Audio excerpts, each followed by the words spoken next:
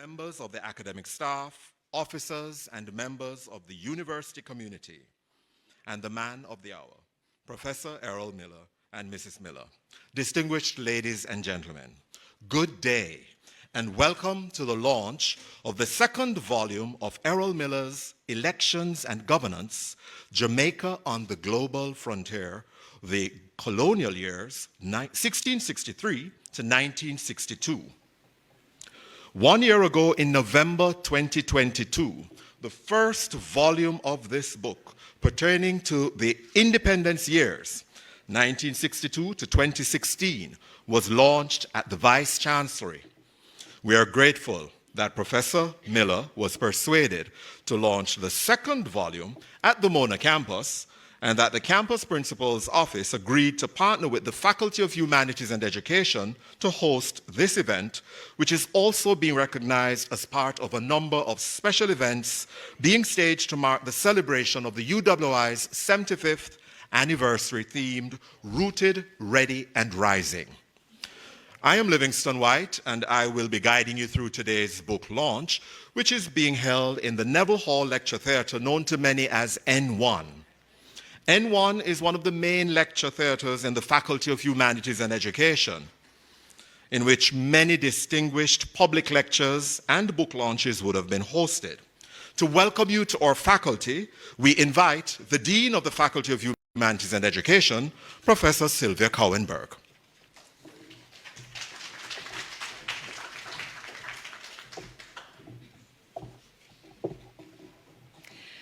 Thank you, Dr. White, for the introduction and for doing the hard work that protocol demands, and therefore I will say all protocol observed. It is an absolute pleasure to be here and to remember how this began when Professor Miller visited my office a few months ago and started talking about this book that was about to go to press. And as soon as he said it, I knew what was going to happen. I'm not sure if he mentioned it first or if I said it first. I said, okay, of course, we're going to do the launch. But I did realize that it was going to be a slightly bigger undertaking than book launches that we normally host in the faculty that are somewhat intimate affairs. And so I was very happy that when I mentioned it to the campus principal, he immediately agreed to partner on this event. So Professor Miller, a man with a wide-ranging career, which may have begun on this campus, but has taken him into many different sectors of the society. It has taken him to the Ministry of Education, it has taken him to Michael College, it has taken him to managing the process of elections. With such a wide-ranging career, why choose us to launch this book?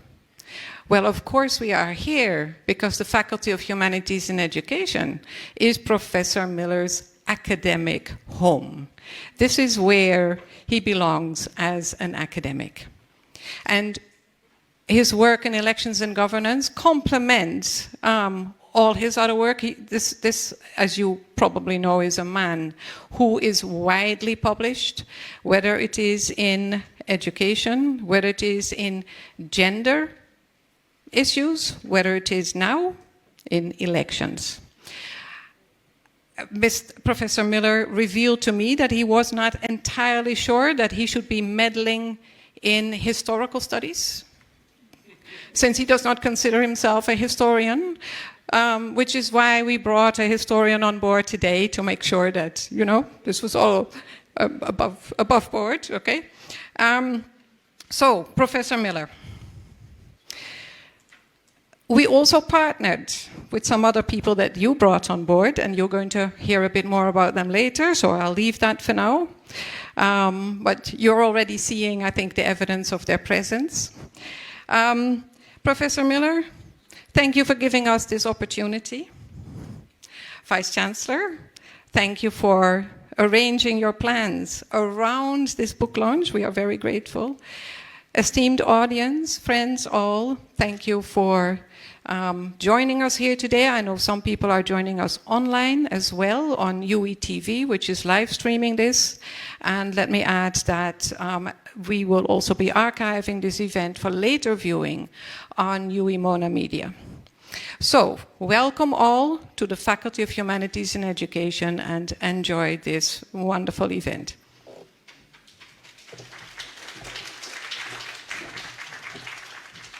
Thank you, Professor Kouwenberg. The Honorable Bruce Golding, former PM of Jamaica, former Prime Minister, sends his apologies as he is traveling. The Faculty of Humanities and Education joins in the celebration of the launch of the second volume of Elections and Governance, Jamaica on the Global Frontier, the Colonial Years 1663 to 1962, and we're pleased to have collaborated with the Office of the Campus Principal in hosting today's book launch.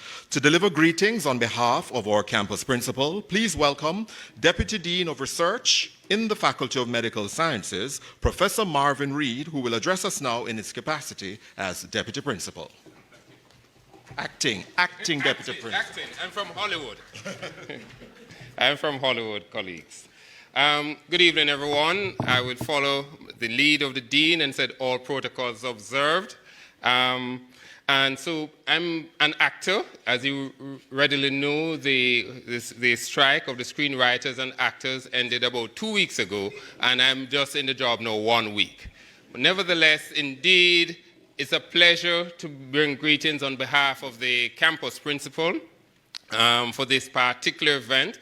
And I just want to diverge a little bit and speak about some other personal attributes of our author today, Professor Miller, one that was left out inadvertently by our dean. Many of you may not know that he is a very good preacher. Did you know that? Right. So my first encounter with Professor Miller was at Bethel Baptist Church. In those days, I used to be a very good student, going to Sunday school, training union, and his son was actually in my Sunday school class. So I've known Professor Miller from I was a tiny tot, all right? We won't go about in the parables of what were those seeds and which one fell on the ground, because I see the current pastor of Bethel here, Reverend Layla. But ladies and gentlemen, Professor Miller is a very rounded individual. Not only has he dabbled in history, not only has he dabbled in managing the electoral process in Jamaica, but as I said, he is a Christian and a very good proponent of the gospel. Indeed, I'm here representing our principal, the Mona campus, which, as we all know, is the heartthrob of the university-wide system. And indeed, a lot of the things that the campus principal is trying to reinvigorate is really this whole concept of academia. We spoke about it again yesterday. He wants the return of the rigor of yesteryears that folks like Professor Miller championed, that of advocacy, of scholarship. And so he has really said, you know, Marvin and the team, let us see how we can ensure that we can build on this legacy. Many of you may know that we're in the top 1.5% of this global ranking, Times ranking. And a major component of that really has to do with the academic products that we have produced. Most of that is because of work of stalwarts that have gone before us, our own Vice Chancellor, Professor Miller here. So as one of the younger ones, despite my gray beard, it is indeed my privilege, my honor, to try and ensure that the tradition continues. So colleagues, it's indeed a welcome. The Office of the Campus Principal is very happy to partner with such scholars because, as I said, one of the issues that we want to do, especially moving for the next 75 years, because you know the other 75 years is gone.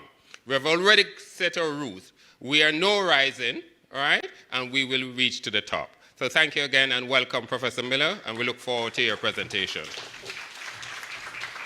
Thank you, Professor Reid. Elections and Governance, Jamaica on the Global Frontier is presented in two books, The Colonial Years, 1663 to 1962, and The Independence Years, 1962 to 2016. Together, the publication documents over 350 years of governance and election experiences in Jamaica, both as a colony of the British Empire and as a nation state from 1663 to 2016. With the work straddling the historical and political sciences, it is fitting that we invite the perspectives of scholars hailing from those respective backgrounds. Today, we will hear perspectives from two academicians, one from the Department of Government within Mona Campus's Faculty of Social Sciences, who is a lecturer in political philosophy, African politics, and Garveyism, and the other is from the Department of History and Archeology within the Humanities and Education Faculty, where he lectures in Caribbean and Atlantic history. Dr. Louis Moyston will share his perspective first as a political scientist, and he will be followed by Dr. Dexnell Peters, who will share a historian's perspective. Ladies and gentlemen, please welcome both scholars to the podium.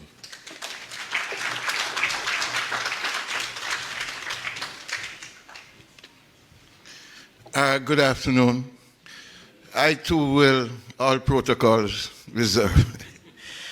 No, because of the time itself, I'm being efficient, but I would like to see this not as the book launch of Professor Errol Miller, but as an occasion that we salute the scholarship of this great Jamaican academician.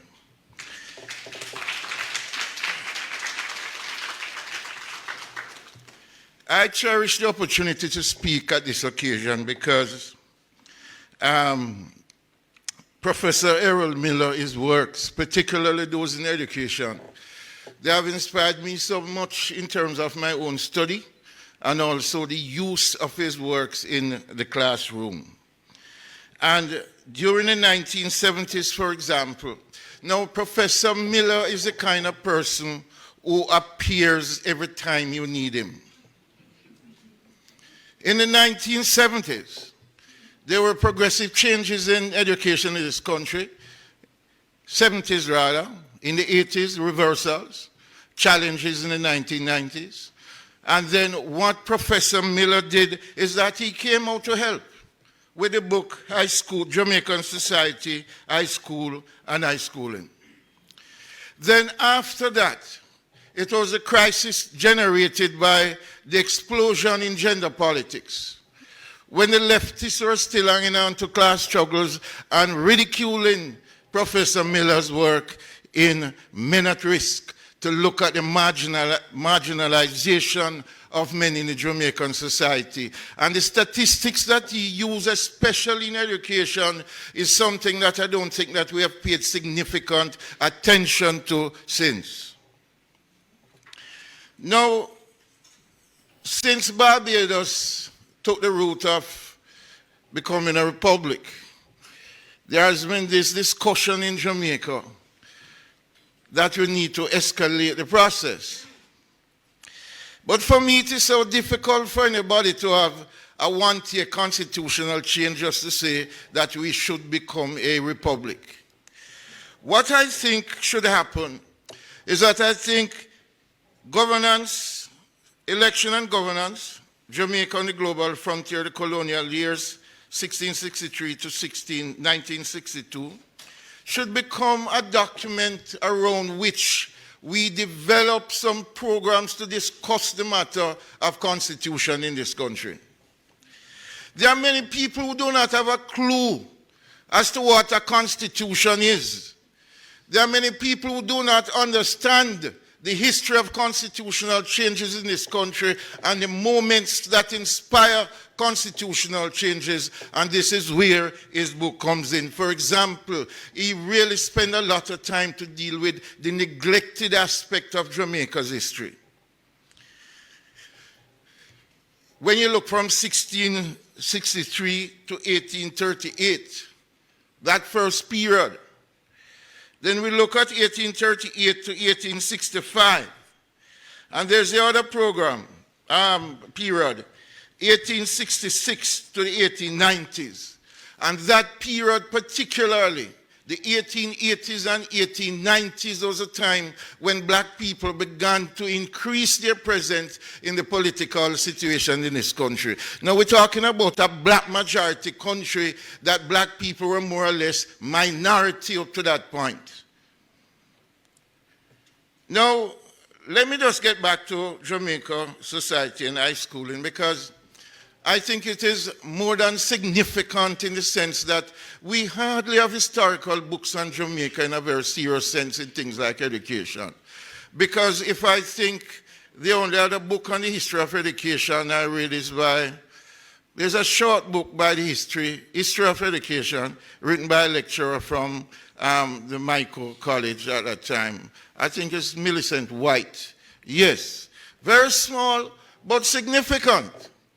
But we have scholars from foreign who will come here and they will study the matter, but we do not find Jamaican scholars getting into this kind of thing, and this is why it is very important that we find a way to establish the work of Professor Miller in a significant way. And I think that there should be some section of the university or the teacher training institution where all his work are deposited so young students can learn how to research about themselves.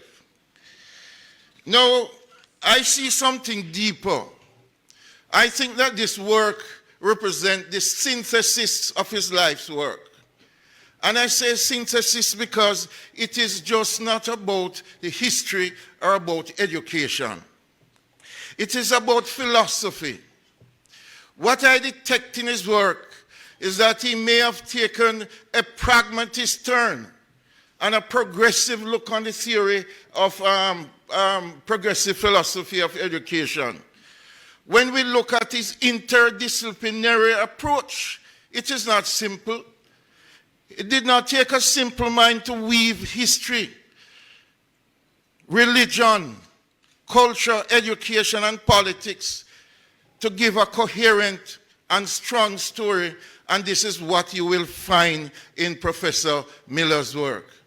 I'm saying that the approach in terms of interdisciplinary, it is something significant that we should think about, because what he has done, he is saying that social reality cannot be discussed from a reductionist point of view, that it is so complex that we need several disciplines to make sense of it, and it is a monumental lesson that I think that we should take.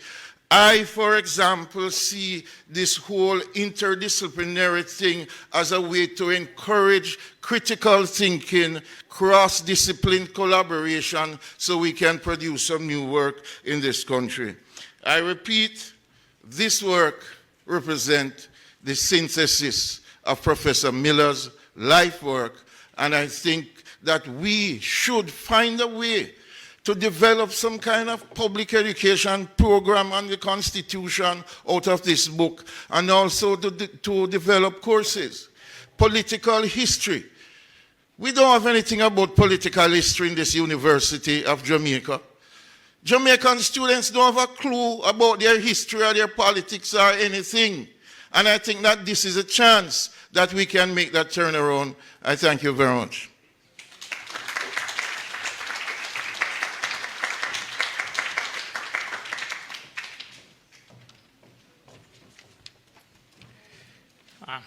Good evening, everyone.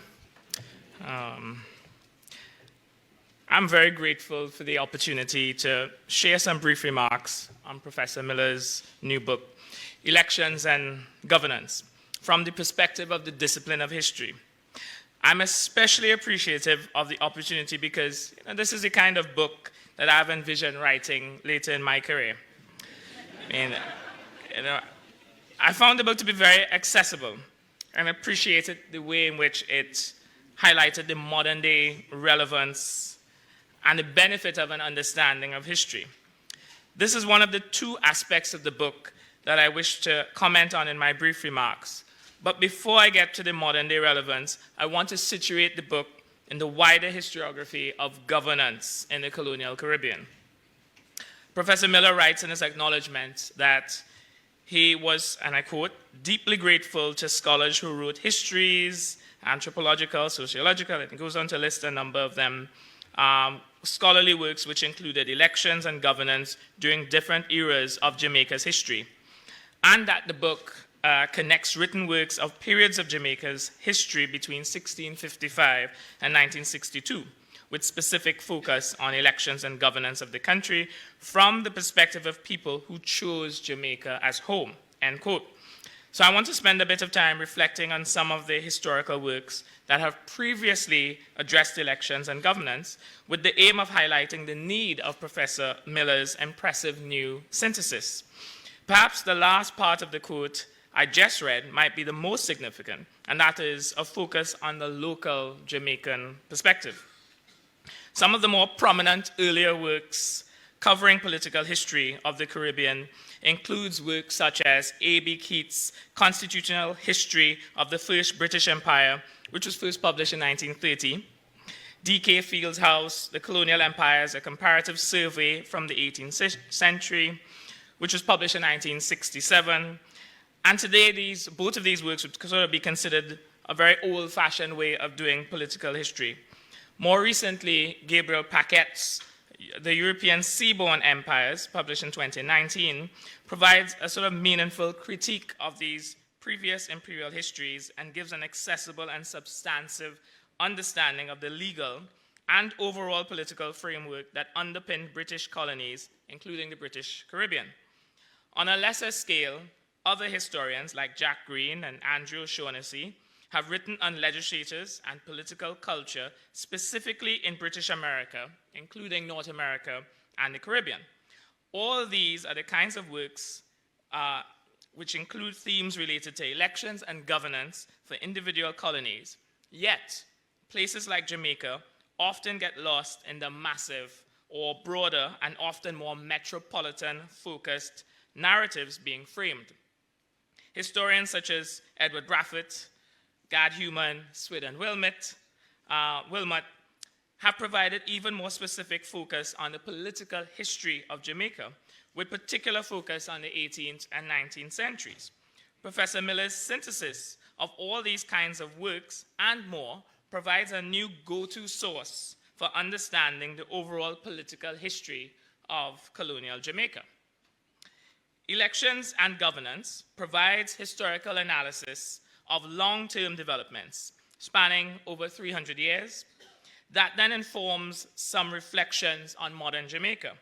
The book's 17 chapters cover perhaps 4 main phases of Jamaican colonial history.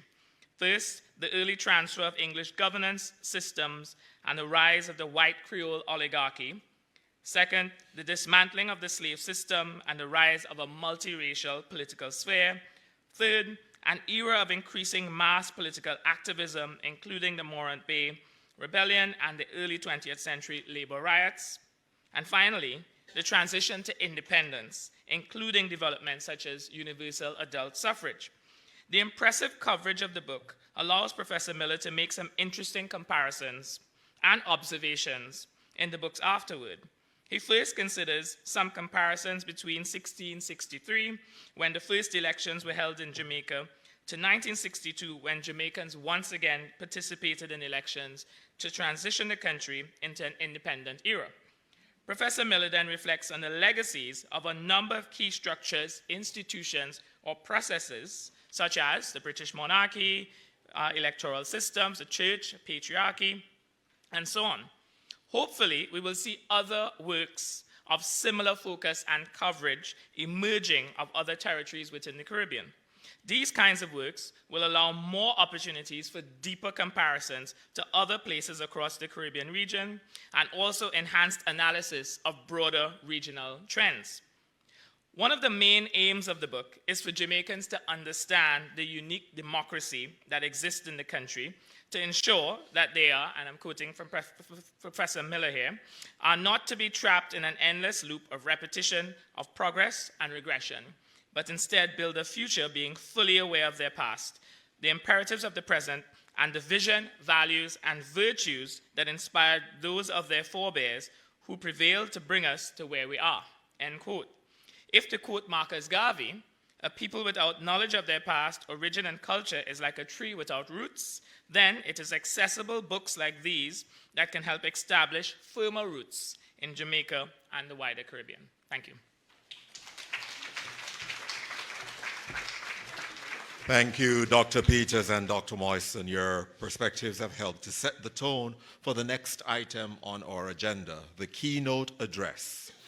Today's keynote will be delivered by a distinguished academic, international thought leader, and global public activist in the field of social justice and minority empowerment. He's a professor of economic and social history and has lectured extensively in Europe, the Americas, Africa, and Asia.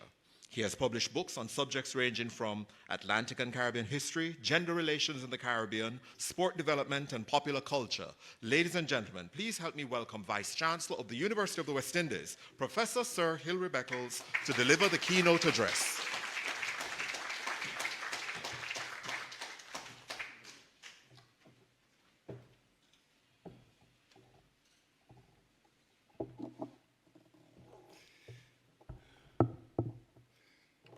Very good evening, everyone. Protocol.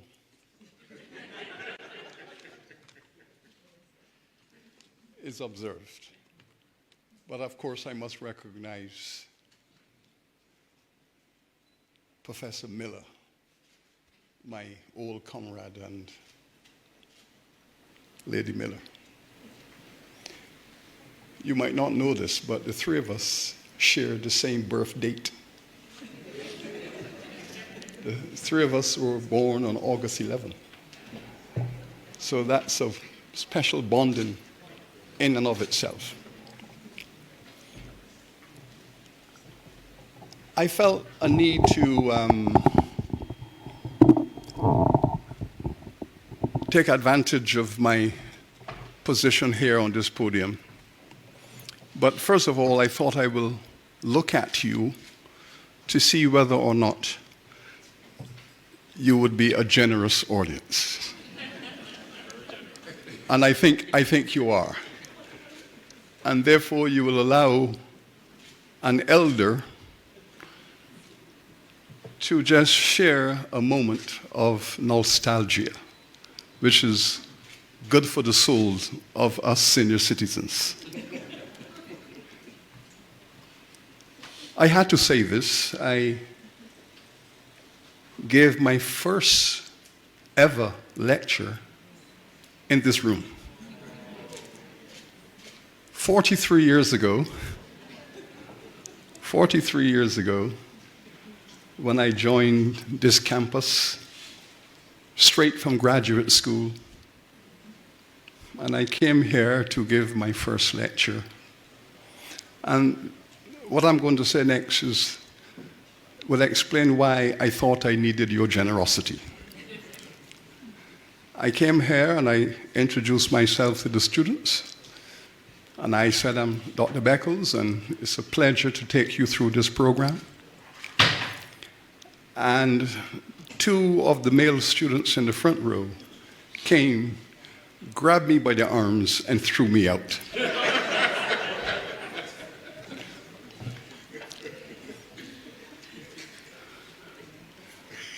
I then went to the faculty office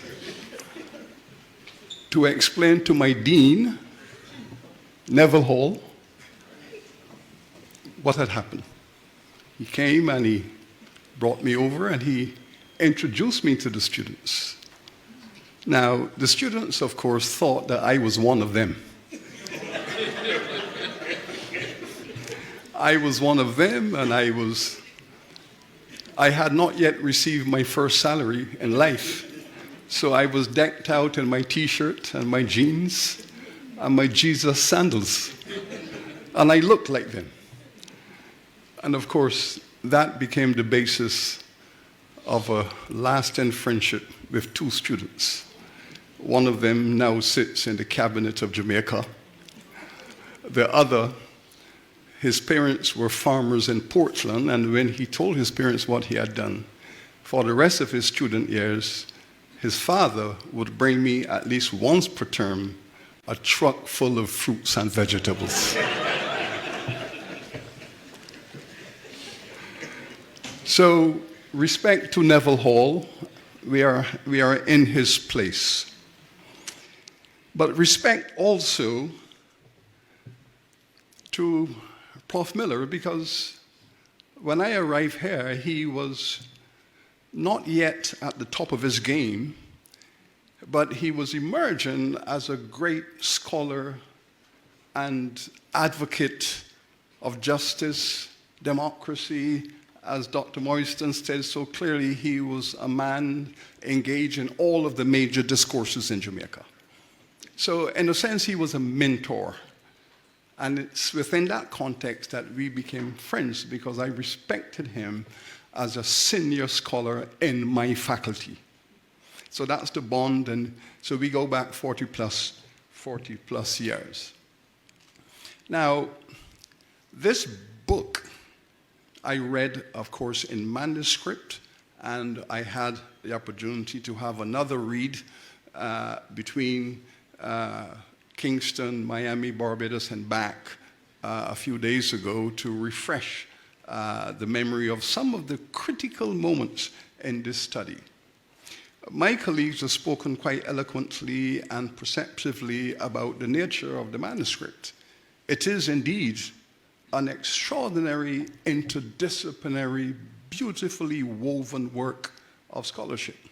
Now, I appreciate this very much because my own journey, I went to university to study philosophy. And I was a philosophy student for a semester until my father sat me down and said, now you listen to me, young man. What is a working class poor boy like you going to do with a degree in philosophy? Get serious. I said, okay, I better do something where I could make a living. So I shifted from philosophy to economics. But as a childhood radical, I still felt the need for history. And so after 8 months as a student, I finally settled down into an interdisciplinary program of economics and history. And that became my infrastructure. So I understand the urge to bring all of those disciplines together to tell the story that is not only empirically sound, but theoretically stimulating. Now, there is a triangle in this book that is benign, but I wish to bring it to the fore. It is there, clearly mapped out in the study, but I want to bring it further into the foreground by way of comparative analysis. It is Jamaica, Barbados, Britain. Barbados, Jamaica, Britain, the narrative of that relationship running through the substructure, and I want to bring it up. I know that Professor brought it up very early in the first 50 years of studying Jamaica's development. But let me say something about that. It's very important that we do this. Since Dr. Moyston has asked a question, if Jamaica led Barbados into independence and gave Barbados the courage to go forward into independence 4 years later, why is it that Barbados is now calling on Jamaica to complete the process? There's a dialectic there that we have to understand between these two islands, and of course it all connects to Britain, Great Britain. Let's look at what Miller describes as the Barbados model and the founding of modern Jamaica. And we heard that Jamaican students know very little about the history in a critical sense, not in a rote curriculum sense, critical thinking. Every Jamaican will tell you that it all started in the modern British period with the arrival of Penn and Venables. Penn and Venables arrived, kicked out the Spanish, blah, blah, blah, took Jamaica, and off we went into modernity because the Spanish had it and they were fooling around with it. You know, a few subsistent farmers planting enough food to eat and and some indigenous people up in the mountains, and but really a beautiful, magnificent geographical space. But all of these people lack the tools to exploit this infrastructure. Okay. In comes capitalism. Penn and Venables, of course, were in Barbados, planning the invasion. The invasion was planned in Speightstown, Barbados. Penn and Venables were given the resources. By then, the slave owners of Barbados are now the richest men in the Americas. They were the ones who 20 years earlier started the sugar and slavery stuff, made a fortune, and now they're looking for a big place to expand. So they go to Britain, they try to negotiate, said, okay, permission granted to take a big island from the Spanish, any one that you can find. Okay. So Penn and Venables set out, financed by Thomas Modiford. Thomas Modiford is the governor of Barbados. Thomas Modiford arrived in Barbados in 1647 and wrote in his narrative, "I will not leave this island. I have arrived with 100 pounds of cash in my pockets. I will not leave this island until I am one of the richest men in the world." Between 1647, when he arrived,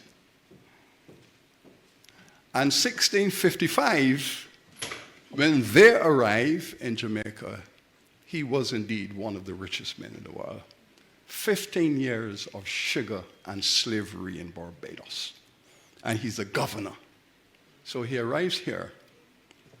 He comes in 1664, and what does he bring with him? An act for the good governance of Negroes that had been passed in Barbados in 1661. It is now being passed in the Jamaican Assembly in 1664, and the man who helped to write that is now the governor of Jamaica as well. Bringing the Barbados model, sugar and chattel slavery, to be the future of the island. That's the future, sugar and slavery. Now, you shouldn't be surprised by this, because Jamaica has all the potential to be the largest slave society in the world. It has the potential to be the richest plantation economy in the Caribbean. And the men who could do this have now arrived in Jamaica, fully equipped with the ideology, fully equipped with the legislation, and the entrepreneurial capacity to take Jamaica away from the pirates and transform Jamaica into the largest plantation economy in the Caribbean. That was a phenomenal project. Phenomenal project. And the men who could do that are now here. Of course, Thomas Modiford takes the Ligoni Plain for himself.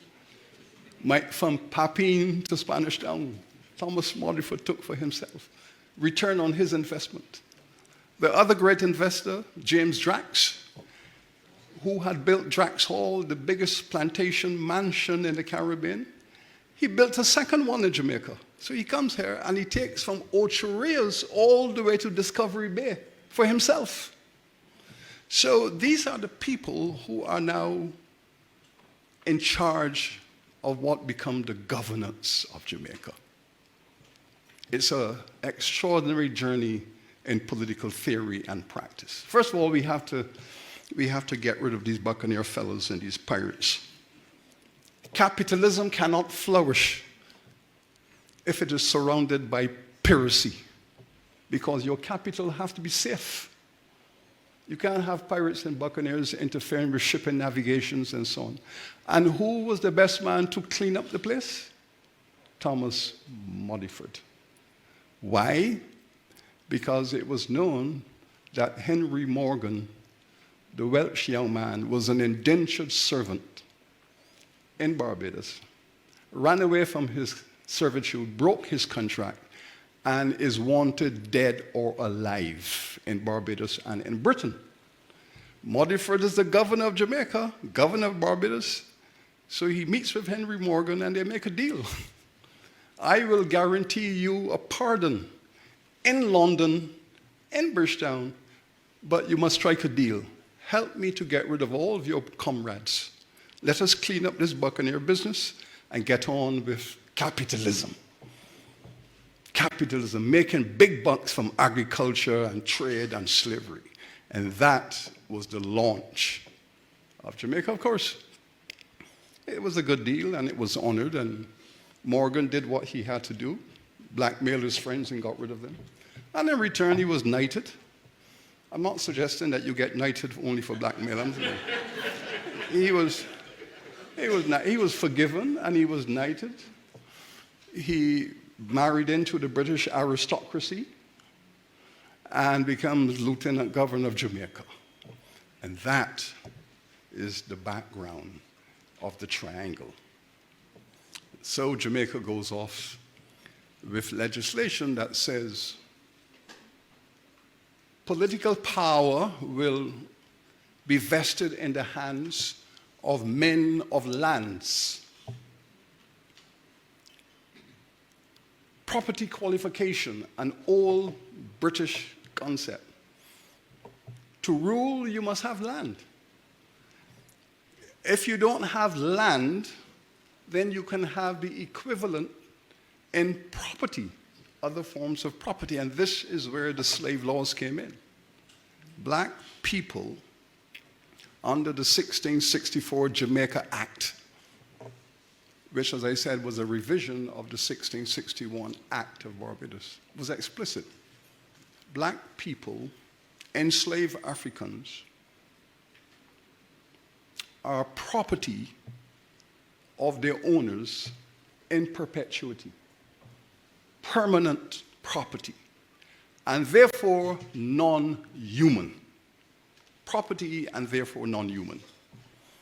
So you start off on the journey, therefore, in which the Africans are being brought in their thousands, property, non-human, and therefore outside of any constitutional arrangement that there can very well be. And the people who will control the narrative of representation are those who own either the land or the human property. Jamaica very quickly established, as Professor shows, a plantocracy that 100 years later became the richest plantocracy and slavocracy in the Caribbean.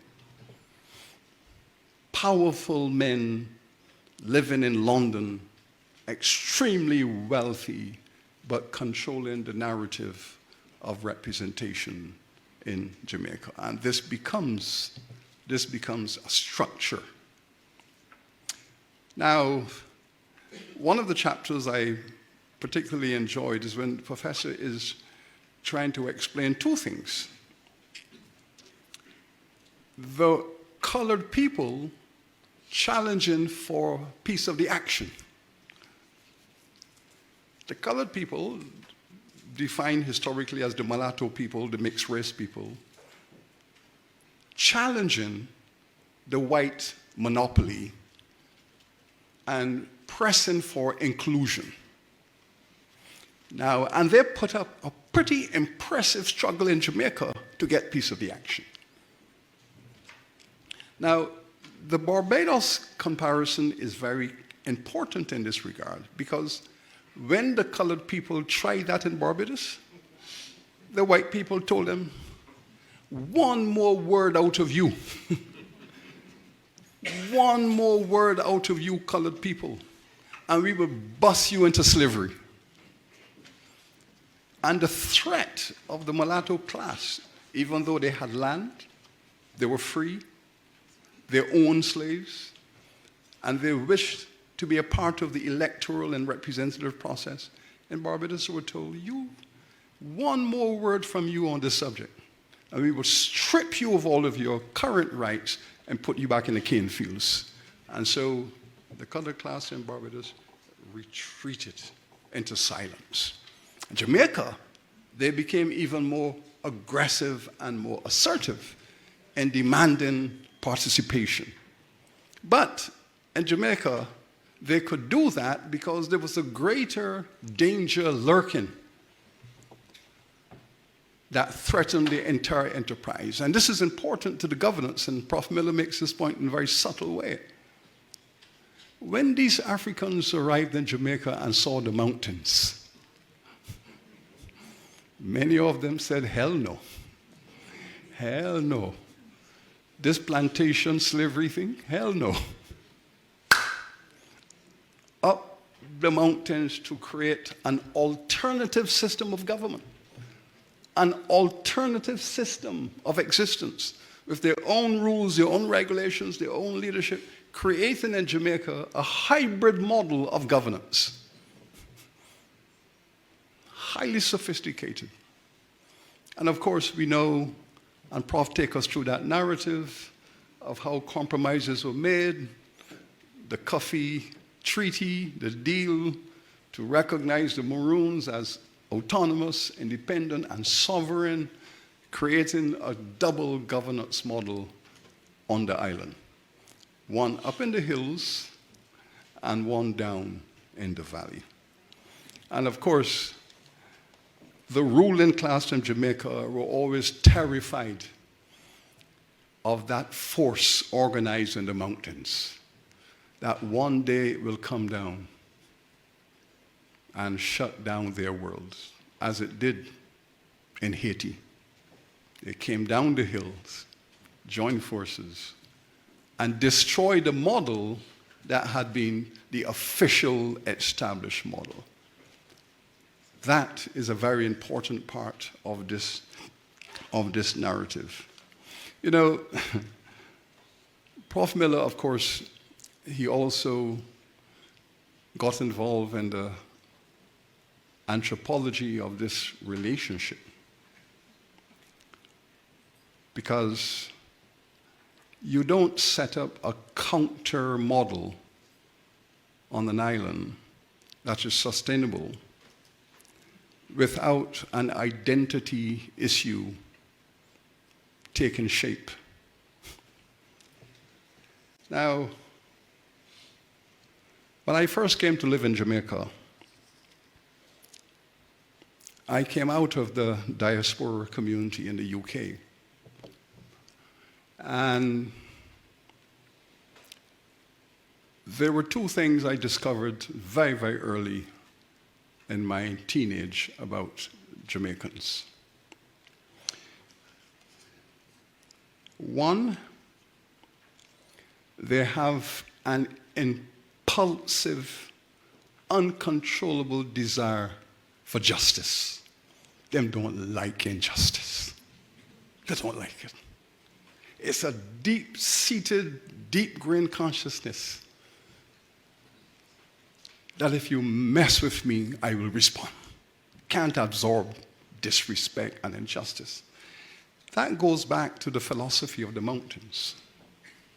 That is rooted in that migration of moving to the mountains and setting up a permanent state of revolution. A permanent state of revolution in those mountains. If you wish to build a community nonetheless, you need other values. And this is the other thing I discovered about Jamaicans. Tremendous regard for family life, deep respect for friendship, and the integrity of friendship. We used to say, boy, if a Jamaican love you, but them love you forever. But don't mess with them.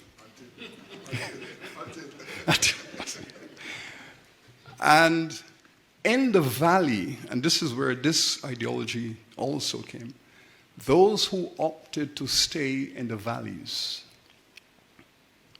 knew that in the valley on the plantations, despite the slavery, despite all of that, they were going to build families, they were going to build villages, and they were going to have as normal a life as possible. Despite the slavery malarkey, they were going to live as normal a life, family, marriage, children, church, and so on. And that, of course, is the Igbo roots of Jamaica. The vast majority of the enslaved Africans who were brought here were Igbos, brought out of eastern Nigeria, Igbo land, and all the evidence of that in Jamaica. You don't know how Igbo you are until you go to Igbo. Go to Igbo land and look around the place. The only place in Africa where they grow yam on a stick is in Igbo land. The only place in the Caribbean to do that is in Jamaica. It's not done any other island. Put the stick, grow the yam. In Igbo land, in Jamaica. Nowhere else in Africa or in the Caribbean. It's the power of the culture. And so this is the representation that has to confront this, A, the imperial rule from London, and B, the colonial rule of the landed plantocracy, who are controlling the legislature, the judiciary, and of course the political process. And the challenge is on. Now, we have a project at the moment that is trying to map, Professor Miller, the costs of that war. Jamaica in slavery was in a state of permanent warfare. We are now trying to measure the human cost of that. How many Africans were killed or died in this permanent warfare to uproot slavery and create the foundations of what would be a modern democracy? We are going through the records with a microscope, and we are seeing hundreds of thousands of people in this country paying the price to uproot the most evil system of social governance ever invented, chattel slavery. And Jamaica is the largest of the slave societies.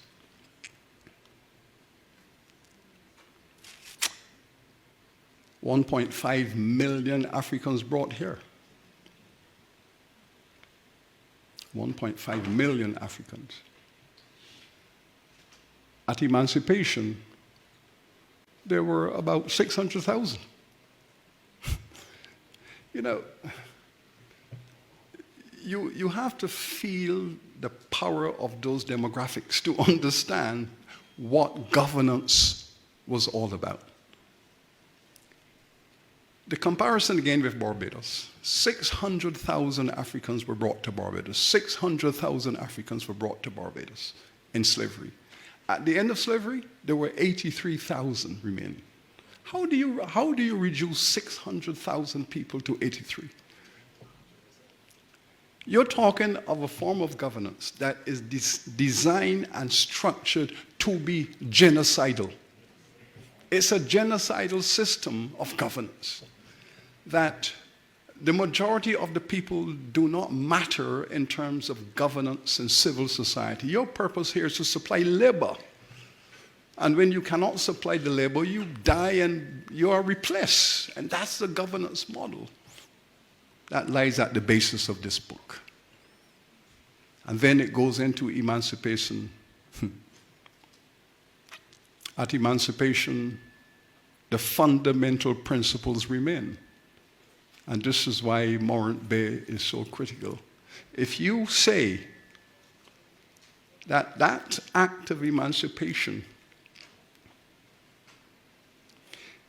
is the harbinger of liberation, and then it cannot be applied, then you're talking about the greatest form of deception imaginable. Not acceptable. And it was not acceptable because What this book shows is this attempt by a ruling class to normalize monopoly control of power. And the masses of people having a problem with that existential reality. And then you pass an act of emancipation. And the act itself is the most racist legislation ever passed in the British Parliament. And the question is, how can I say this? How can I say that the Act of Emancipation is the most racist legislation ever passed in the British Parliament? It is simple because for 300 years, the British Parliament had been denying the fact that they had converted black people into property.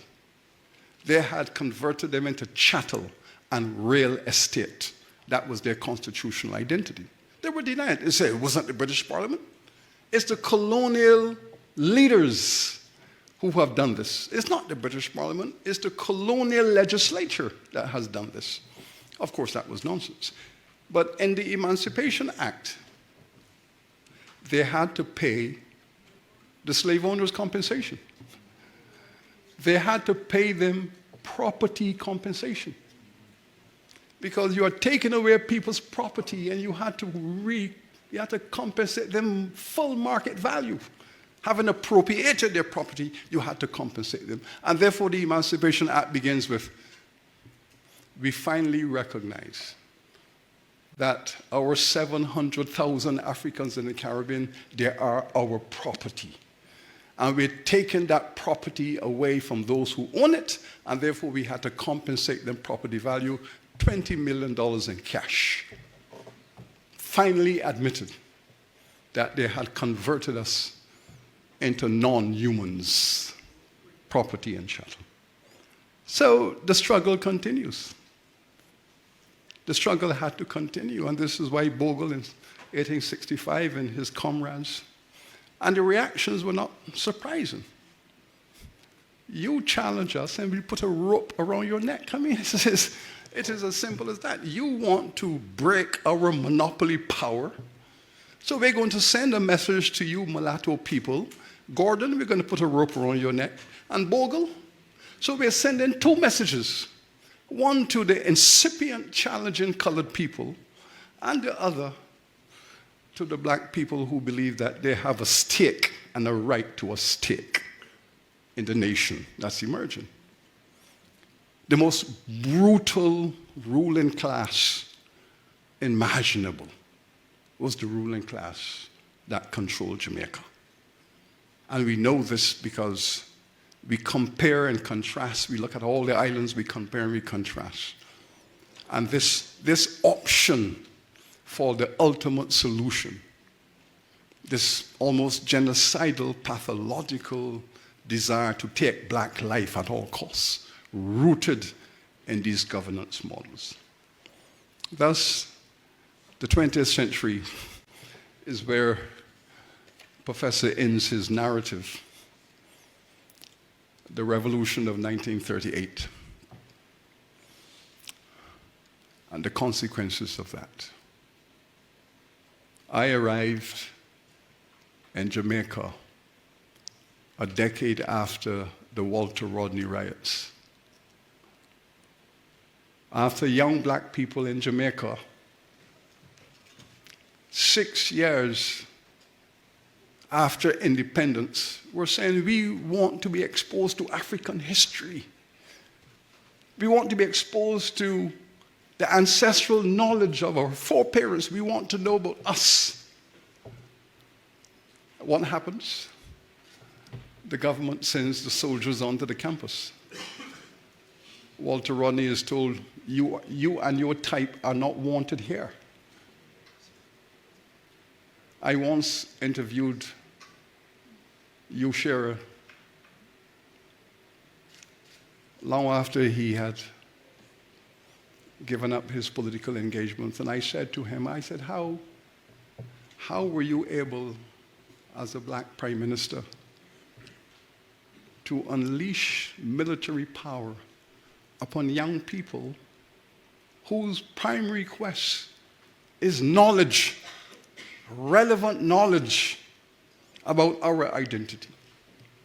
I said, well, he said, Professor, you have to remember, you know, that in my time as Prime Minister,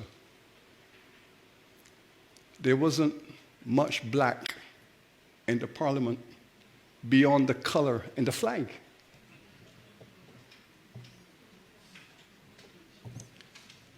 And we have moved from 1655 to 1968. And that narrative was still being litigated in the electoral system, in the legal system, in the economic system, in the social system, and every institutional structure that constituted the nation. The issue of democracy is still being contested. Democracy is about fundamental equality. Equality, respect for rights of everyone, equal citizenship, and institutions that enforce and reinforce those values. We have to thank Professor for giving us 300 years of sound empirical evidence and theoretical insights. I read it twice and I need to read it again because I don't want to miss anything. Because to know Jamaica is to know what is constituted in this book. I would venture to say that you cannot possibly understand this country until you have read and comprehended this book. Not possible, because you need to know the tracks on which the train is moving, the train that is called the nation. What are the tracks on which the nation is moving? Why does it deviate to the left or to the right? Why does it stop and start again? All of these things, you will have a very insightful comprehension if you're able to endure. And I say endure because 400 pages is enough pages. enough pages. But 400 pages that pull you in. You are pulled in and you want to read more and you want to, and you're constantly saying to yourself, now I understand this, now I know why, now I know this. Dr. Moyston, you talk about the progress of the 70s and then the reaction of the 80s. Well, you know of what I speak. This is a book that will help us all to understand the tracks on which this nation is moving and the directions it is taken. Professor Miller, we cannot thank you. We cannot thank you enough. Our young scholar said he wishes to write a book like this when he has a beard like Dr. Moyston. This book, I agree with you, cannot be written by a short pants man. This is a long pants man. This is a long pants man's book, Professor. And we know he will have his long pants in good time. Thank you very much, and blessings. Thank you.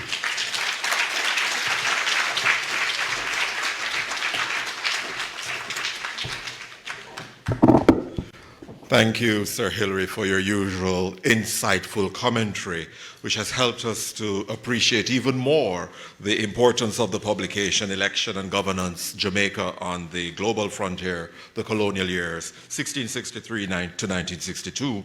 I pause to acknowledge the presence of the Chairman of Campus Council, Dr. the Honorable Earl Jarrett, Pro-Vice Chancellor and Principal of the UWI-Mona Campus, Professor Denzel Williams, and Deputy Campus Registrar, Jonathan Archie. Earlier, I announced that you would have come here later, and you are now here, turning me into the most trustworthy moderator. See, I tell you they'll come, they'll come. Now, naturally, having heard our Vice Chancellor's reflection, I know we're now eager to hear the response from the author of the book being launched today. He is a leading Jamaican educator with a distinguished career spanning private and public service over 5 decades and has received numerous awards internationally for his work. He has been a high school science teacher, university lecturer in science education, college principal, university professor, chancellor of a university college, permanent secretary in the Ministry of Education, independent senator in the Parliament of Jamaica, a president of the Teachers Association, a chairman of the board of the State Broadcasting Corporation, chairman of the Electoral Commission of Jamaica, a researcher, an international consultant, chairman and member of several school and college boards. Ladies and gentlemen, Professor the Honorable Errol Miller.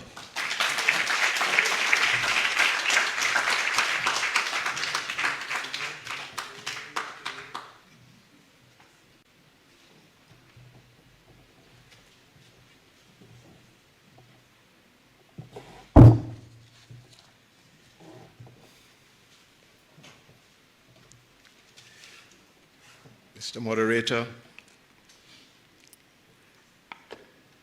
Vice Chancellor, Principal, Deputy Principal, Chairman of the Campus Council, distinguished ladies and gentlemen all.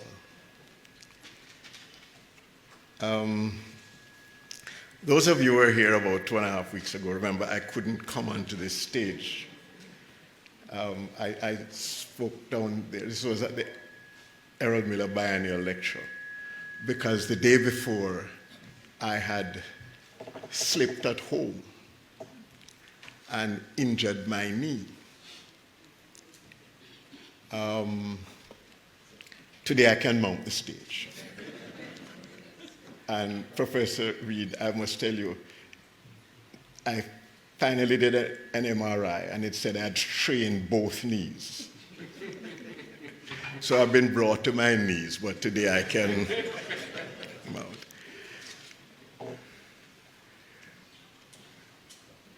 I want to acknowledge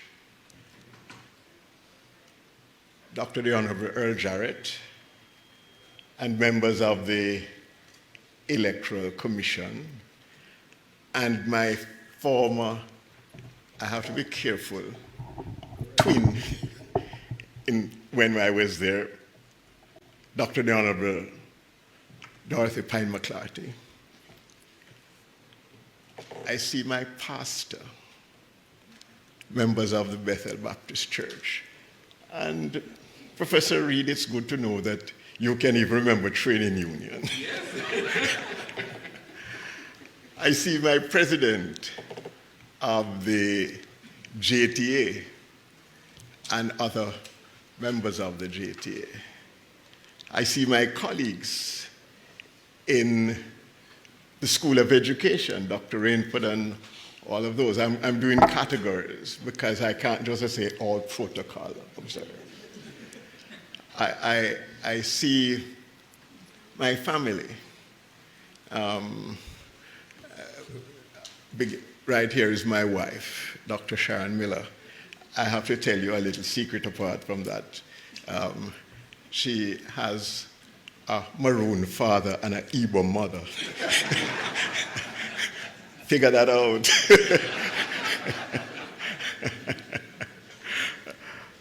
I see many friends.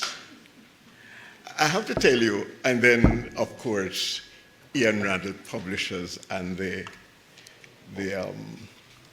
family of Ian Randall Publishers. I have now seen that what Mrs. Pine-McLarty called her adult members are adults. Great to see you. Since returning to Jamaica, because of COVID-induced isolation in the United States for 3 years, I started to come to events where some of my former students have become professors and moved up the academic ladder and launched books and all of those things. And Professor Kouwenberg have treated me in a very gracious manner in which, you know, I couldn't ask better. And she kept saying to me, Errol, we have to bring you back to the faculty for something. And one of the things that I am truly grateful for is this magnificent department of history that resides here on the Mona campus. If people don't know the history, it's not because of the department. I'm not going to call any names because I will surely get myself into trouble. Already one has confessed. He started here and others. But they have done some magnificent work. What I have done really is to connect what they have done. I've trespassed in history. I'm no historian. They have written it. I've simply read it and connected it. Because you see, the discipline says you must go in eras and you study a particular era extensively. I have just connected up the eras. And then, of course, there have been others within the university in the social sciences, as Dr. Moyston has pointed out, in governance, in politics, in sociology, that have done similar works. Now, I'm a really mixed up person because my first degree is in botany and zoology. And I was confused when I came over into, and my first job in university was in science education. I was confused with how they did certain things, and I had to go back to clear up my mind on it when I did a postdoctoral fellowship. But the interesting thing was that the closest I could come to was animal behavior. And so I went to social psychology and tried to study how institutions shape the minds and the mentalities and the mindsets of our people. It's still one of the things that I'm probing.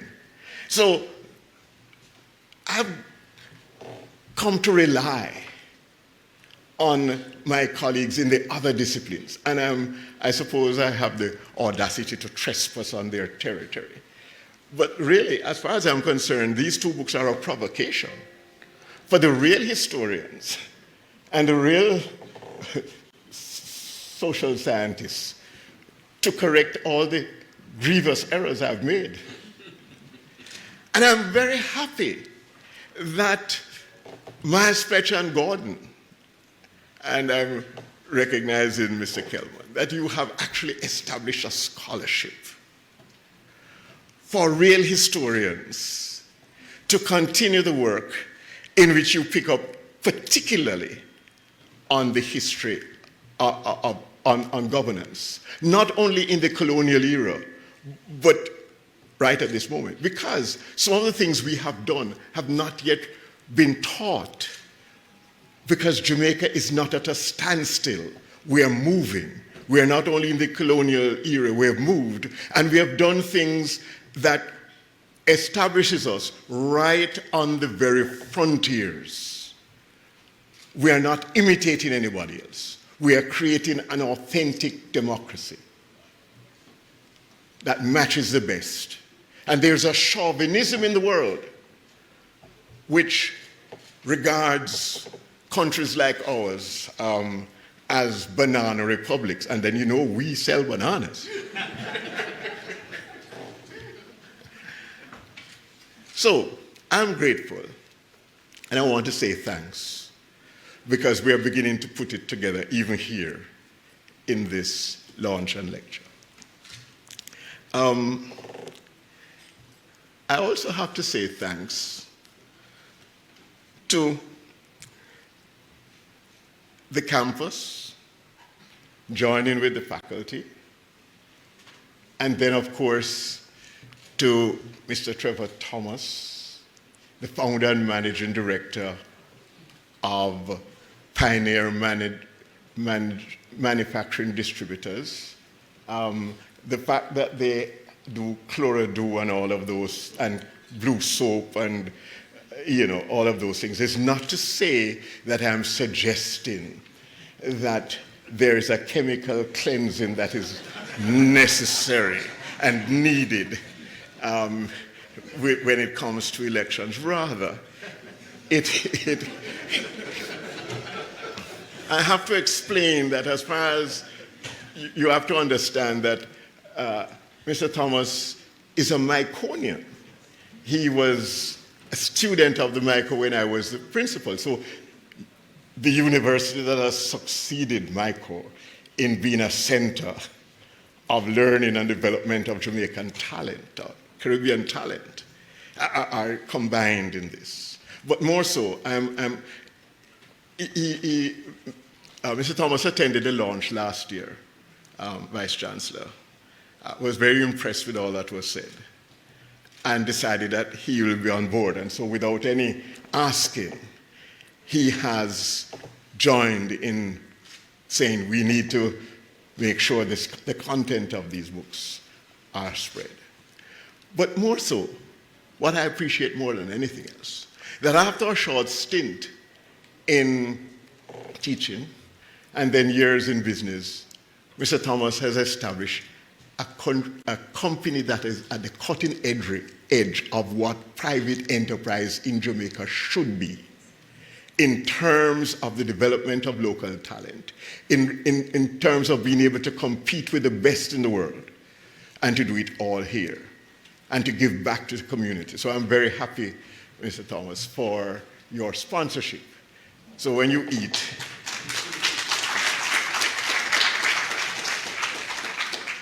now,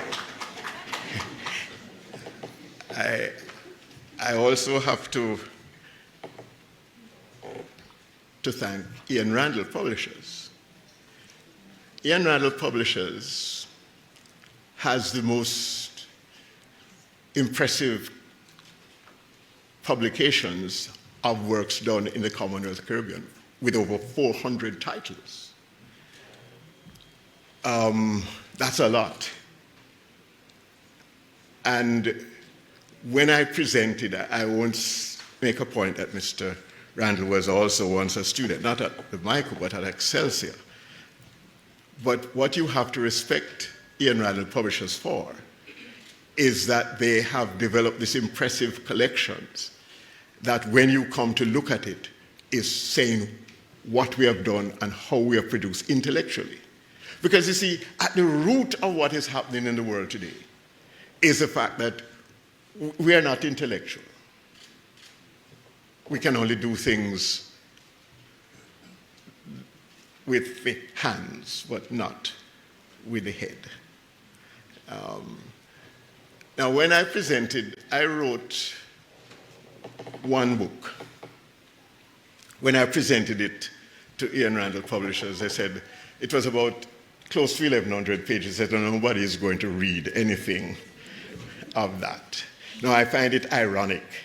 So much emphasis is being placed on reading and literacy, and when you write something, people can't read past 20 pages. What kind of thing is that? That don't make sense. But it's true. So I had to write a conclusion to the colonial years and an introduction to the independence years so that both could stand on their own. And so it's really 1,200 pages now. So I leave you to work out that. I have not written for the tweet and the soundbite and the video clip and the meme. You can do that to attract attention. But in terms of getting down to substance, people to read and understand, you better take on the text. And I find that young people are reading some long tomes. Some of those things, I've seen my daughter read 800 pages, you know, and of that nature. I want also, I see some of my Calabar brethren here, and I recognize them because, you see, when you begin to talk about Igbo, they come from Calabar land. And I'll tell you this, I discovered that I am a Red Igbo. No joke. My parents moved to an area in Cashew Park Road when somewhere around 9, 10, and I love cricket, and I would, you know, to join cricket, you have to first field. And then you get a bat, you get a ball, and you get a bat. And 2 older boys, my same age, were controlling the game. So I started to field, of course. I don't know them, they don't know me, but I love cricket, they love cricket. We're there. And after a while, when it came around to bowl, one boy said, "Give Reid with the ball." And I got the ball, and I bowled. And then when it came turn to bat, they said, "Give Reid with the bat." And I batted. I've always therefore regarded Reid as friendship and fairness. But then I discovered later on, it has a pejorative meaning. When you're a Reid you have you have features of white and black and no country, except Jamaica, because you don't come from anywhere. So I've read where some people describe what they call the Reid syndrome, which even turns it into a pathological condition. But then I had a friend who was my class. We were in class at Calabar and we were friends from Malines Road and so on. And he went as a missionary in Nigeria and found out that there was a clan among the Igbos that are Reid Igbos. Their skin turn. So, I want to thank the Vice Chancellor, Mr. Dr. Moyston and Dr. Peters, for what they have said. When they were talking about some of those things, I have to tell you, I have not known of some of those sources. You see, they are coming from the perspective of persons trained in those disciplines. I've just trespassed because I'm trying to solve issues and problems. Because if you get, I joined the university Vice Chancellor at age 26. They did not hold on to throw me out, because I was introduced by the head of the department to the students. But I was younger than most. And the problem that one was always confronted with, if you're teaching students, don't you have to really know them as persons and understand their mindset and their mentality? I first started to teach at Excelsior. And Mr. Powell saw in me what I didn't know I had. And so he made me very early, after about 3 years, he made me head of the science department. And I sat down with and it was a big department, 6-stream school, big science department. And we said, how should we teach science?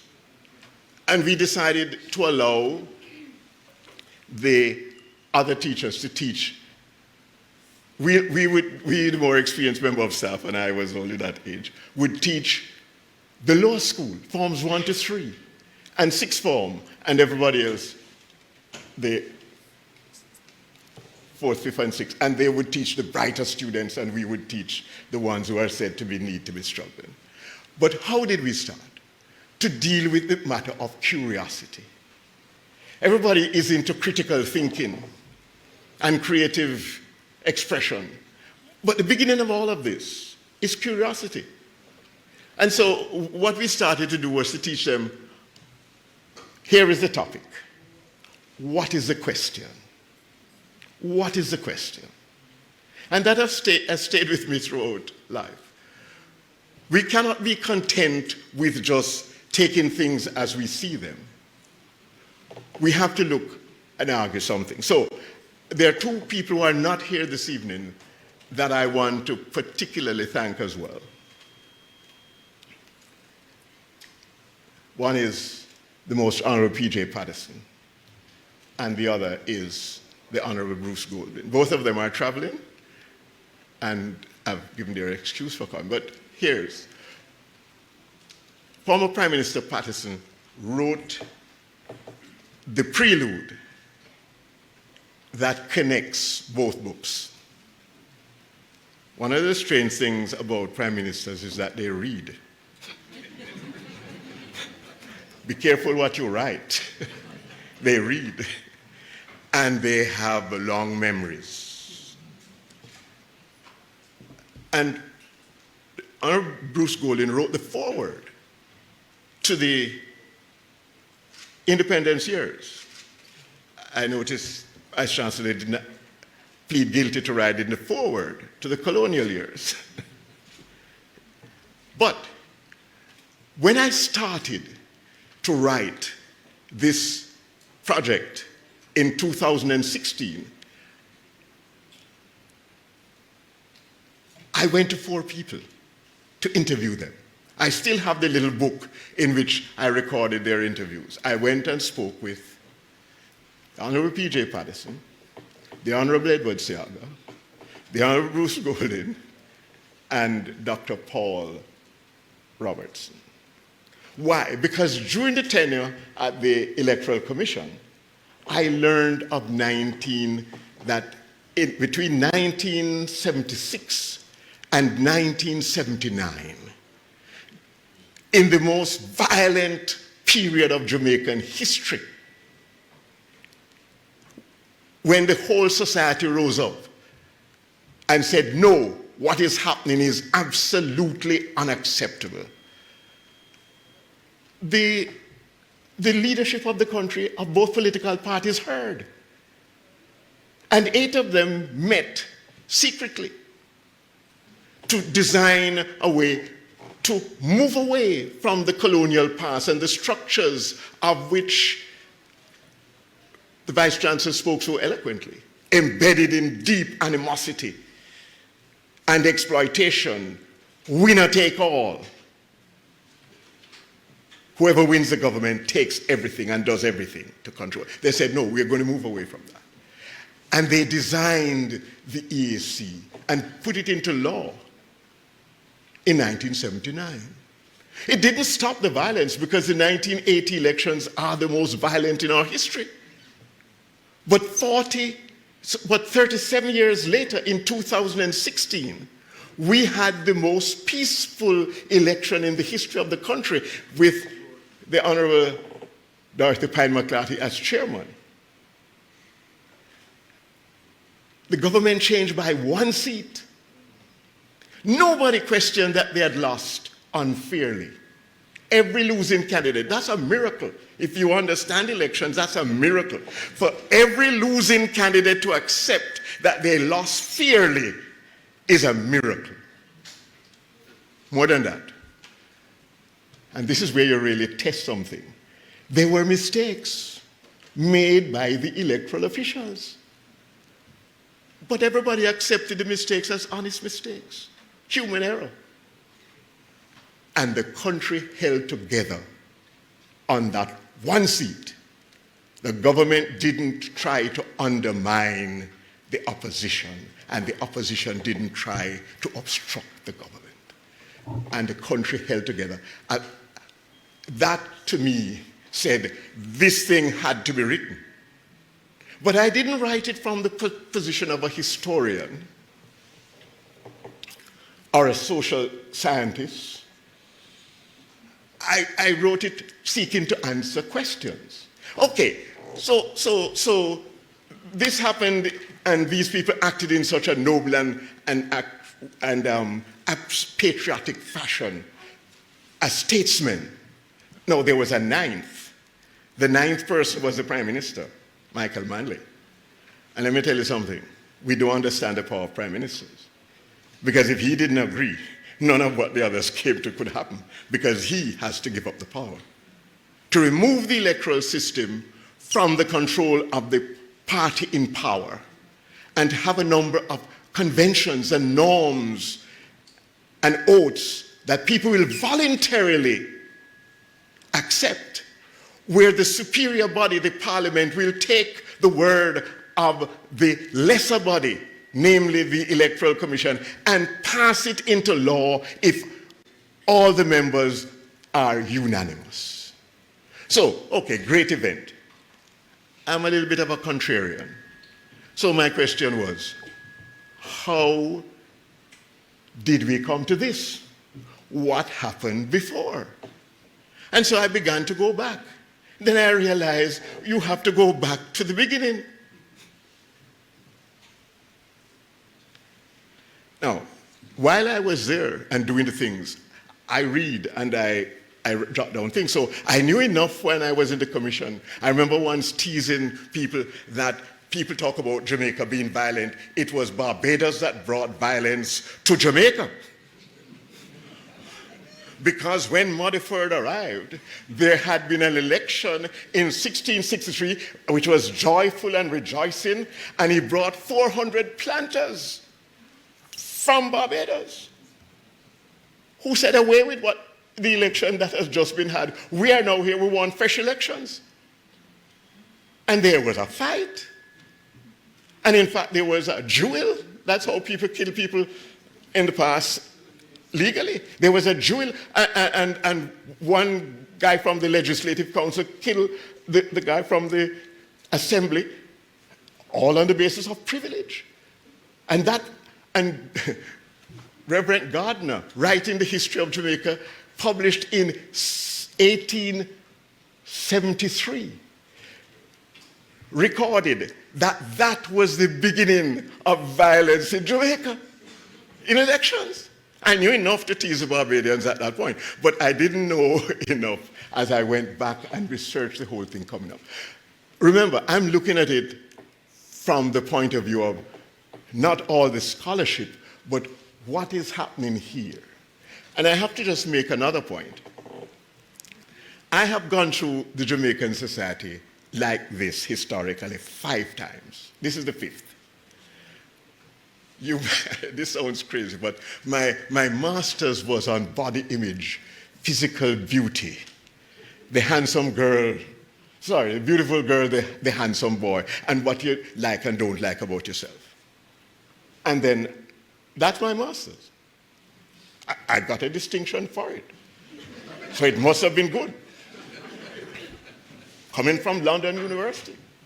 But I went back through the society to find that when the two continents, people from the two continents met on Jamaican soil, the Africans thought themselves beautiful and the Europeans ugly. And the reverse. In fact, Brian Edwards, writing about 1828, said he could not understand how the Africans could regard the aquiline features of the European and ugly, and their own physical features as beautiful. What started integration? It's after slavery when we begin to integrate. There is a thing about integration that it changes everybody. Because what I found to be the concept of beauty was not African or European or Chinese. Everybody had a common browning kind of beautiful concept with, of course, with an African body, especially if the gluteal muscles were prominent. And I found that even little boys in school would get upset emotionally if their teacher was so endowed. So that's number one. The second time I went through the Jamaican Society again, 300 years and odd, was in understanding the matter of race and class and color. You see, Jamaica was one of the few places that legally, when the Browns challenged for power, the issue became that the law was passed only in Jamaica where you could legally become white after 5 back crosses, as the biologists would say, to a white parent. We are the only place that did that. American definition was that you have to have 1/64th part Negro blood. That's genetic, and I don't know how you trace that. But in our case, it was the phenotype that mattered, how you looked, and not your genealogy that counted. I went through again and looked at that.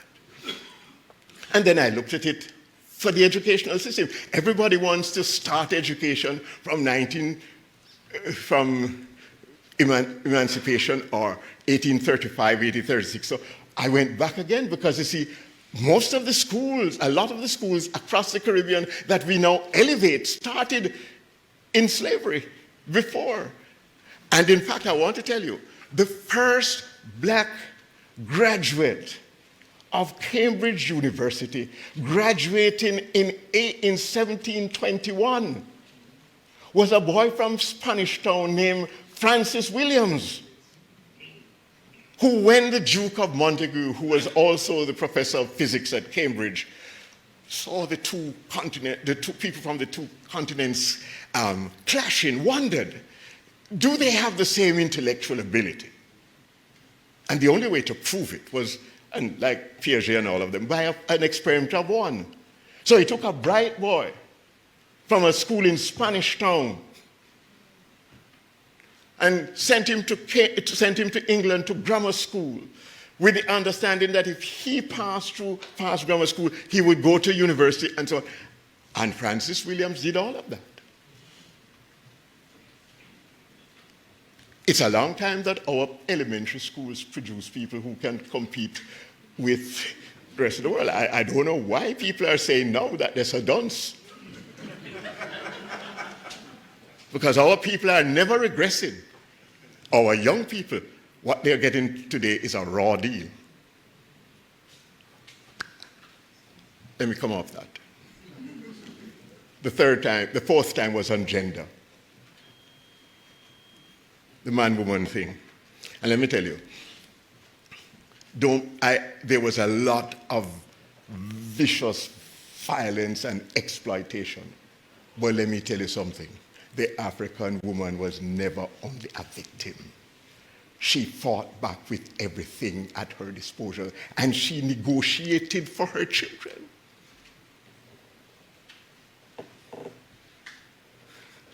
She negotiated for her children. Especially, you see, there's something about sickness. And you're facing death and somebody help you through that. That makes a big difference. And bring people into. So the things that we have shown a common humanity about are not in the same spirit. You have, as I have written, the Jamaican society may be divided in work and all kinds of things by day, but it's integrated in bed at night. And you have people of all kinds of, let's leave it. And then the rumbar, called differently in different generations. That is okay. So I'm being cut off. So, all right. Let me just make one final point. And I want to address it to Sir Hilary Beckles. Sir Hilary, we share the birthdays and with Sharon and so on. We go back a long way. But I want to tell you, and you should know, that you are the premier historian of the Caribbean and rank with the best in the world.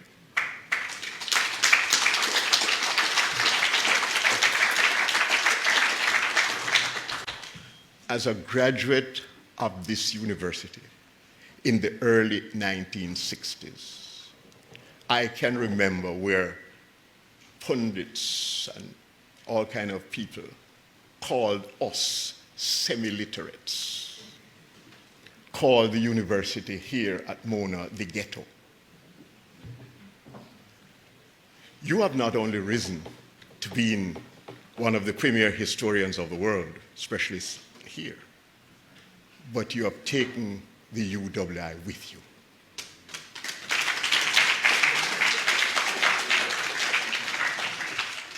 To be one of the top universities in the world. And you have done it at a time when white racism is again rising to an obnoxious level in the world, with a sophistication in the language, but a repetition of the past.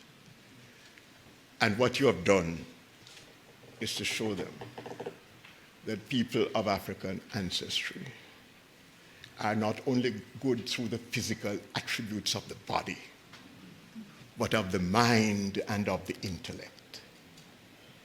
Nobody who defies the status quo will not attract controversy and will not get into trouble. Good trouble. Will not have scars. But thank you. I want to close with one thing. One of the things about the academic community is that it seldom recognizes the matter of faith.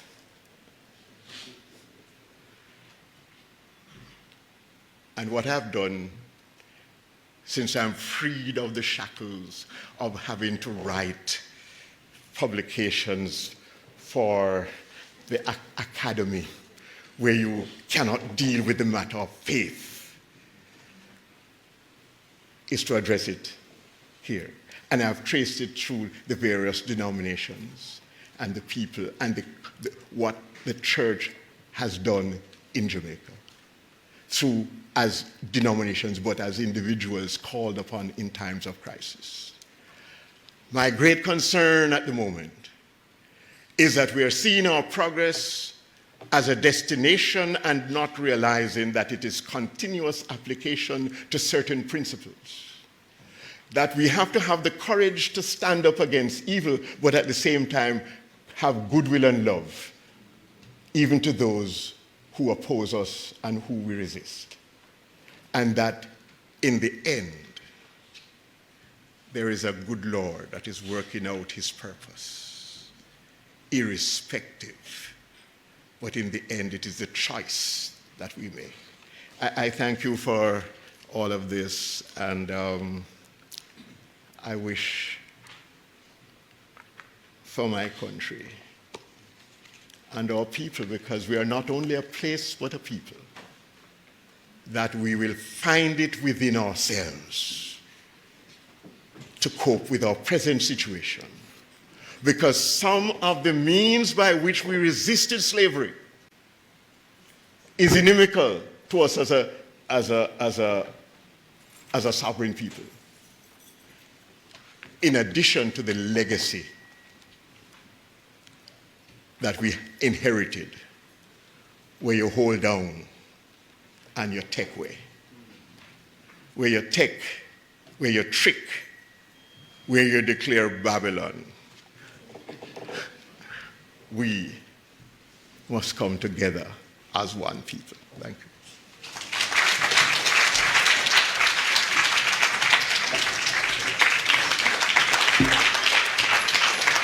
Thank you, Professor Miller. We now invite Mr. Alfred Thomas, Managing Director of tonight's, sponsor of tonight's reception, to make a special presentation to Professor Miller. Professor Miller, please stay on the stage with us. So we ask you to move center stage.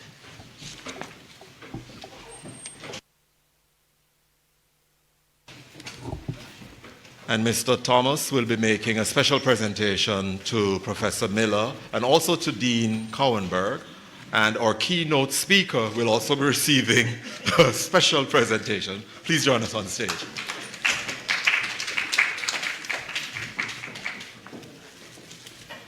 Mr. Miller, you'll go that way. I need to come up. Oh, I need to go that way. And then Mr. Thomas will be making a special presentation.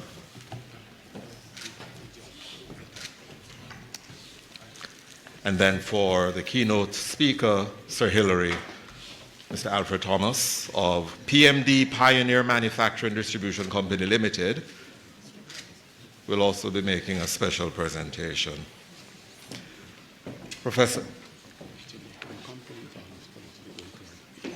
Thank you. Professor Miller, we appreciate your dedicated scholarly activity and research over the years, which has resulted in the 2-volume work, Elections and Governance, Jamaica on the Global Frontier. And we're happy that you decided to sketch the story of the electoral system of Jamaica and its relationship to governance as it unfolded over 3.5 centuries. Today's event involves not only the formal introduction of a publication on elections and governance resulting from many years of research done in the past, but also includes an initiative to sustain future research on elections and governance. Ladies and gentlemen, to tell us more about this initiative, please help me welcome Mr. Chistopher Kelman, Managing Partner of Myers, Fletcher & Gordon, one of the largest and most respected law firms in Jamaica and the rest of the English-speaking Caribbean. Now, scholarships at the University of the West Indies are administered through the Office of the Campus Registrar, through particularly the Office of Student Financing, and so we will ask Mr. Jonathan Archie to join us on stage for a special presentation at the end of Mr. Kelman's remarks. Thank you.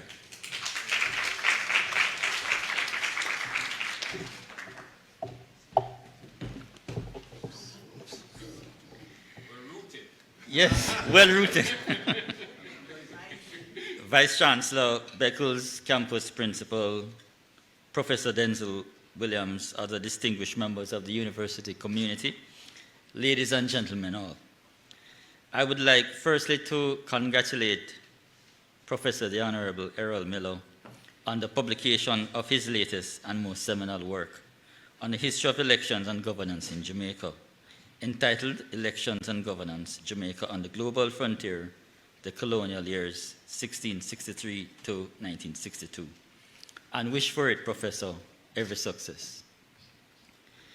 I am delighted that the occasion of this book launch provided us with an opportunity to announce that Myers, Fletcher & Gordon has decided to award a scholarship, more particularly named the Dorothy Pine-McLarty Scholarship in honor of the Honorable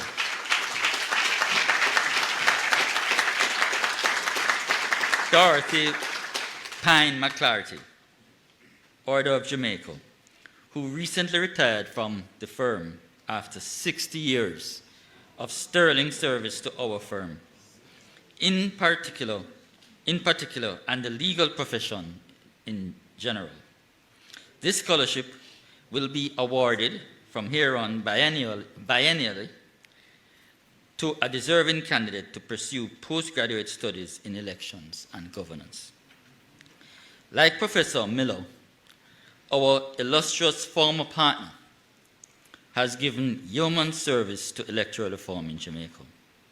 For more than 2 decades, beginning in 2000, she served firstly the Electoral Advisory Committee, the EAC, as a selected member, and then the Electoral Commission of Jamaica, the ECJ, when it replaced the EAC in 2006. In 2013, she was appointed the chairman of the ECJ and served in that capacity until her retirement from that body at the end of 2019. The ECJ website records that during her tenure, Dr. Pine-McLarty was instrumental in the successful oversight of 4 parliamentary elections, 4 local government elections, and numerous by-elections, a residence verification project, the implementation of the electronic voter identification system,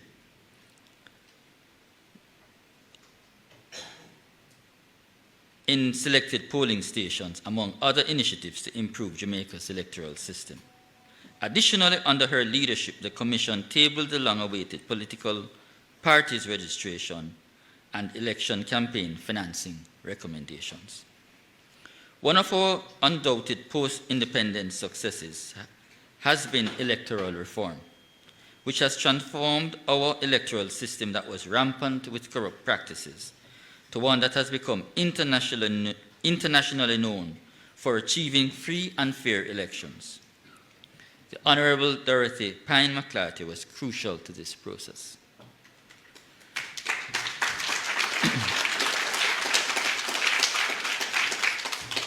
But to us at MF&G, Mrs. Pine-McLarty's record of distinguished public service has significance beyond her safeguarding the democratic foundations of our country. She has nobly advanced one of the long-standing traditions that our founding partners held dear, which is public service. Starting with one of our founding partners, the Honorable Douglas Valmore Fletcher, Order of Jamaica and Privy Councillor, who was himself a member of the Senate, Cabinet Minister, and Ambassador to the United States of America, among his many other seminal roles. Many of our former partners, and indeed current ones, continue this fine tradition of public service. I am particularly delighted, therefore, that in the audience today are several of the younger members of the law firm who today bear witness, and in the years to come, I am certain, will be inspired to make their own contributions to nation building. Mrs. Pine-McLarty, in achieving your record of successes and accomplishments, you have not only brought distinction to yourself and to your family, but also to your firm, which I know you cherish. We are immensely proud of you, and in establishing this scholarship named in your high honor, we say thanks. Long may it continue to bring esteem to your name and Mickey to your memory. Thank you. And now for the special presentation, Mr. Kelman will be presenting the check to Mr. Jonathan Archie, Deputy Campus Registrar. Ladies and gentlemen, a round of applause, please.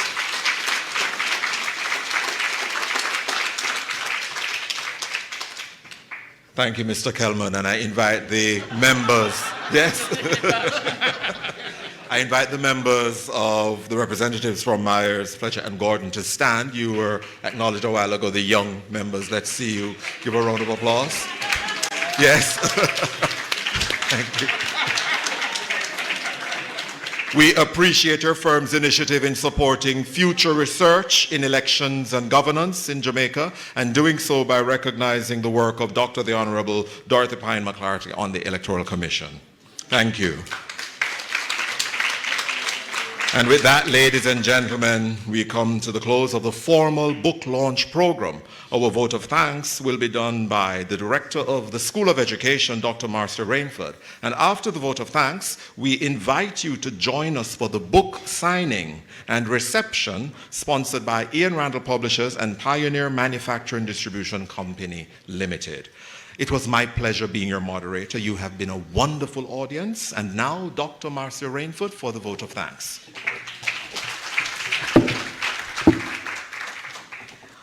All protocols observed.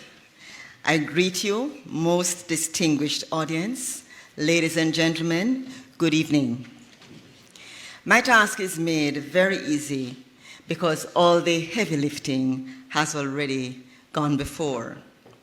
And the fact that this function has not just been informative, but certainly intellectually stimulating, engaging, and executed with expert precision. We want to acknowledge, therefore, those persons who were very instrumental in organizing this function. Firstly, you have heard that the function was a collaboration between the Office of the Campus Principal and the Faculty of Humanities and Education. So we want to thank the Office of the Campus Principal, and in particular, Ms. Stephanie Kane and her team, for their role in putting this function together. Ms. Cadian Martin and her team from Markham for the marketing support provided, and also for the support of the UWI TV team led by Janet Carew, and for the streaming. For the Faculty of Humanities and Education, the Faculty Office, and in particular, Ms. Sophia Hales Johnson and Ms. Judith Simpson Ricketts and the office team. Thank you very much for putting this function together this evening and ensuring that we've had a really, really well-organized event. We've had a distinguished array of speakers.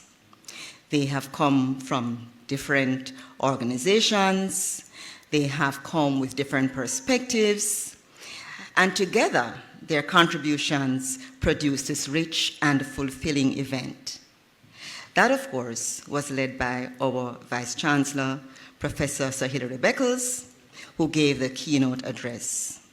Distinguished colleagues, Dr. Dexnell Peters and Dr. Louis Moyston, who provided comments on the book from the historical and political science perspectives, respectively. Thank you so much for your contribution. Acting Deputy Principal, Professor Marvin Reid, who brought greetings on behalf of our campus principal. Thank you, sir. Professor Silvia Kouwenberg, Dean of our faculty, for her warm welcome and insightful remarks. Another significant highlight of this evening's event is the launch of this new graduate scholarship that we have just heard about. And so we want to thank the company, Myers, Fletcher, and Gordon, for putting this scholarship in place for graduate students to research these very important areas, and it seems very timely in our history that this is happening. We want to thank the company for their foresight.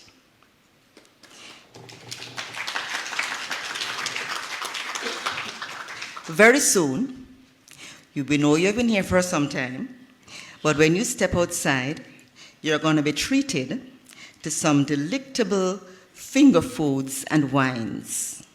That has been provided by Pioneer Manufacturing Distribution Company. So you're going to find it's not just the household and industrial chemicals, but they have sponsored the meal that we'll have after this. We want to thank that company for their support. Ian Randall Publishers, who they're responsible, of course, for the book display, and if you have not yet got your book, you should be able, I think, to get afterwards. And I'm not sure if there's going to be a signing, but Professor will sign. So please don't run away. Thank you, Ian Randall, for organizing this, and please ensure you get your copy of the book. Thanks to our moderator, Dr. Livingston White, for steering this function with such clinical efficiency. Thank you, Livingston. I want to thank as well the many distinguished family members, guests, friends, colleagues of Prof. Miller, the wider UWI community, for your presence and participation in this function. You have braved the weather to be here this evening, and I know that it was not an easy thing, because as Caribbean people, we're afraid of dog and we're afraid of rain. So the fact that you're here is a good show. Last but by no means least, I want to thank Professor the Honorable Errol Miller for this work. Prof. Miller, it's more than your work that you shared this evening. You shared your heart, and I'm so proud that I have come to know you, and that I know that you're a genuine Jamaican with a great care, not just for your country, but people generally. I want to thank you for the fact that you have not retired into the sunset, but you have continued your work and you have left a rich legacy for us, not just in the School of Education, but in other disciplines, because of how you see yourself and your role. I pray God's continued blessing on you and ask that you will not give up, you will not stop. Thank you so very much.